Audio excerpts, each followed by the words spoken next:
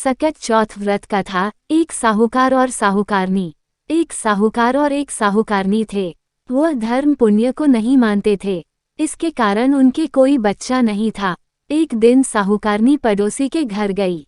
उस दिन सकट चौथ था। वहां पड़ोसन सकट चौथ की पूजा करके कहानी सुना रही थी। साहूकारनी ने पड़ोसन से पूछा, तुम क्या कर रही हो?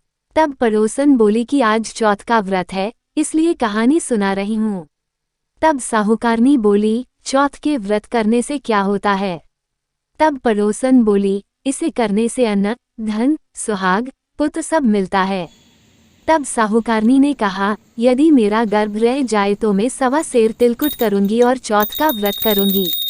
श्री गणेश भगवान की कृपया से साहूकारनी के गर्भ रह गया, तो वह बोली कि मेरे लड़का हो जाए तो मैं 2.5 सेर तिलकुट करूंगी।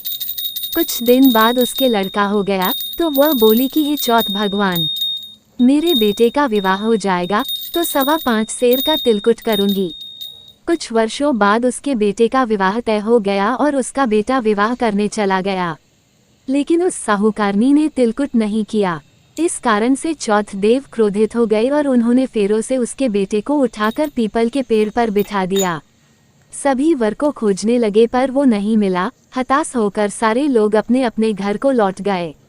इधर जिस लड़की से साहूकारनी के लड़के का विवाह होने वाला था, वह अपनी सहेलियों के साथ गणगौर पूजने के लिए जंगल में डूब लेने गई। तभी रास्ते में पीपल के पेड़ से आवाज आई, ओ मेरी अर्धब यही। ये बात सुनकर जब लड़की घर आई, उसके बाद वह धीरे धीरे सूखकर कांटा होने लगी। एक दिन लड़की की माँ ने कहा, मैं तुम्हें अच्छा खिलाती हूँ, अच्छा पहनाती हूँ, फिर भी तू सूखती जा रही है, ऐसा क्यों? तब लड़की अपनी माँ से बोली कि वह जब भी दूब लेने जंगल जाती है तो पीपल के पेड़ से एक आदमी बोलता है कि ओ मेरी अर्धब यही। उसने मेहंदी लगा राखी है और सेहरा भी बांध रखा है।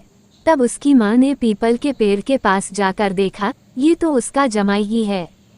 तब उसकी माँ ने जमाई से कहा, यहाँ क्यों बैठे हैं? मेरी बेटी तो अर्धब यही कर दी और अब क्या लोगे?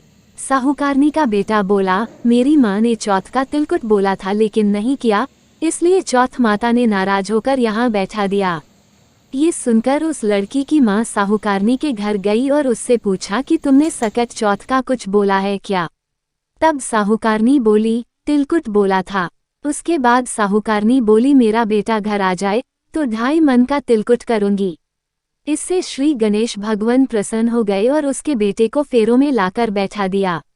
बेटे का विवाह धूमधाम से हो गया। जब साहूकारनी के बेटा एवं बहू घर आ गए तब साहूकारनी ने 2.5 मन तिलकुट किया और बोली, हे चौथ देव, आपके आशीर्वाद से मेरे बेटा बहू घर आए हैं, जिससे मैं हमेशा तिलकुट करके व्रत करूंगी। इसके बाद सारे नगर वासियों ने तिलकुट के साथ सकट व्रत करना प्रारंभ कर दिया। हे सकट चौथ, जिस तरह साहूकारनी को बेटे बहू से मिलवाया, वैसे ही हम सबको मिलवाना। इस कथा को कहने सुनने वालों का भला करना। बोलो सकट चौथ की जय। श्री गणेश देव की जय। दोस्तों, वीडियो पसंद आई हो तो प्लीज़ लाइक शेयर कमेंट जरूर करिएगा।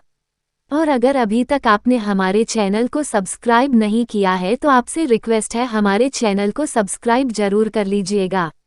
गणेश जी आप पर अपनी कृपा बनाए रखें। धन्यवाद आप सभी का।